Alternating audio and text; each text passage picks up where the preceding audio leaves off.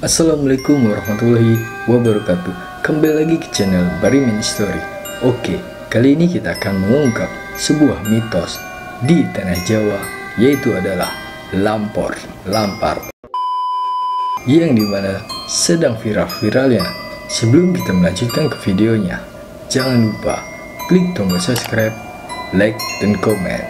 Dan semoga kalian yang sudah subscribe diberikan sehat jasmani dan rohani, dan dimudahkan dari segala munajat-munajat yang semoga dilancarkan. Oke, gak usah lama-lama, kita langsung aja ke videonya. Di sini aja.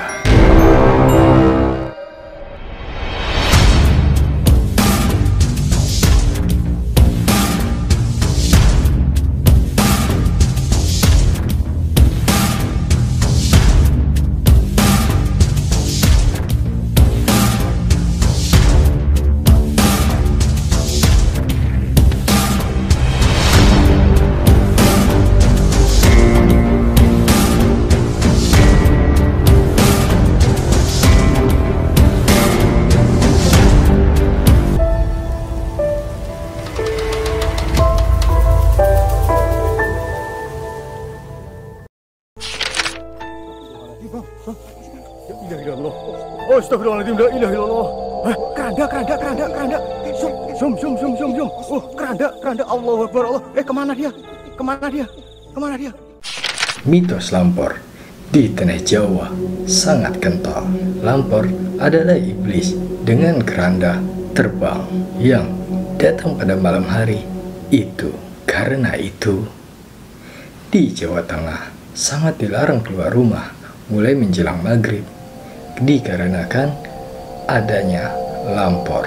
Warga yang keluar pada malam hari bisa saja hilang di bawah lampor dan tidak bisa kembali. Mungkin kalau di tanah Jawa Barat, jika ada manusia yang keluar dan hilang, disembunyikan oleh sesosok wewe gombel. Jika kalian setuju di tanah Jawa Barat ini, komen di bawah. Kalaupun ada yang kembali, mereka akan kembali dalam keadaan linglung dan setengah gila. Ada banyak versi seputar lampor.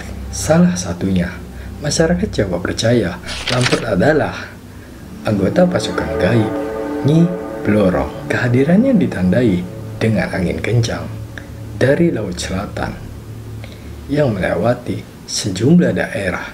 Mengenai wujud lampor itu sendiri, masyarakat memiliki kepercayaan yang berbeda-beda. Beberapa menyebut lampor sebagai setan yang berbentuk seperti bola arwah. Terkadang juga muncul sebagai rombongan prajurit Jawa zaman dahulu. Di daerah Jawa Timur sendiri, lampor dipercayai berwujud setan atau pocong yang bisa membunuh manusia dalam tidur. Saat angin datang, masyarakat membuat suara gaduh dengan memukul kantongan. Tujuannya agar lampor tidak mampir ke kawasan itu dan memicu gebluk alias musibah berupa wabah hingga kematian. Ada versi lain menyebut wabah yang dibawa lampor bentuk kemarahan Nyi Blorong yang kehilangan selendang. Orang tua di Jawa sering mengingatkan anaknya yang suka berteriak dengan mengatakan, "Suaramu banter banget kayak lampor. Suaramu nyaring sekali, mirip lampor." Lampor datang dengan suara yang begitu berisik. Dalam film Lampor, keranda terbang, suara berisik itu diceritakan berbunyi welwo. Welwo dalam bahasa Jawa dijawil lan digawa, artinya dicolek dan dibawa pergi. Anak-anak yang gemar bermain hingga lepas maghrib biasanya ditakut-takuti orang tua bahwa mereka akan dibawa lampor ke alam gaib. Suara gaduh tersebut dipercaya adalah suara iringan-iringan kereta kuda dan berbaris pasukan di Laut Selatan dan barisan pasukan dari Laut Selatan yang akan menuju Gunung Merapi atau Keraton Yogyakarta. Mitos lampor di Cirebon Di Cirebon, legenda urban sejenis lampor setidaknya mewujud dalam 3 makhluk. Yang pertama, wewe gombel, sandakala, dan bengaok. Bengaok merupakan makhluk gaib berwujud burung hantu. Ketika petang menjelang, bila terdengar suara burung yang bunyinya mirip dengan namanya, bengaok akan menculik sang anak yang masih keliaran di luar rumah. Begitu juga sandakala atau makhluk halus yang hanya muncul pada saat pergantian siang dan malam. Wewe gombel pun disebut-sebut beroperasi di waktu yang hampir sama. Makhluk gaib yang konon berjenis betina bahkan tetap berkeliaran sampai malam dengan misi menculik anak-anak. Berdasarkan kepercayaan masyarakat di Jawa Timur, lampor muncul bersamaan dengan pagebluk atau wabah penyakit dan sering terjadi di bulan Safar. Penanggalan Jawa, lampor dipercaya akan membunuh orang dalam tidurnya. Mereka yang didatangi lampor di malam hari akan dicekek atau dibawa menggunakan keranda. Jika itu terjadi, mereka akan mati seketika. Kelemahan lampor, namun lampor ternyata juga memiliki kelemahan. Dipercaya bahwa lampor tidak bisa berjongkok atau duduk, sehingga korban yang seringkali didatangi adalah mereka yang tidur di atas kasur atau di pan. Konon, masyarakat menghindar dari lampor dengan cara tidur di bawah dipan atau di lantai. Dengan begitu, lampor tidak akan bisa mencekik dan membunuh mereka. Cara lain juga dilakukan dalam menghadapi wabah atau pagebluk yang disebabkan lampor. Di Semarang misalnya, sekira tahun 2001, penduduk menggantungkan plastik berisi air berwarna di depan pintu. Cara ini biasanya bisa menangkal pagebluk yang disebabkan kemarahan Nyi Blorong. Mitos lampor ini populer di Jawa pada tahun 1960-an. Sebenarnya, mitos ini baik, menjaga agar anak-anak tetap di rumah pada saat malam hari, dan desas-desus soal lampor ini bertepatan dengan wabah yang menyerang pada saat itu, sehingga tidak sedikit orang yang meninggal dalam tidurnya. Sekarang mitos ini sudah memudar.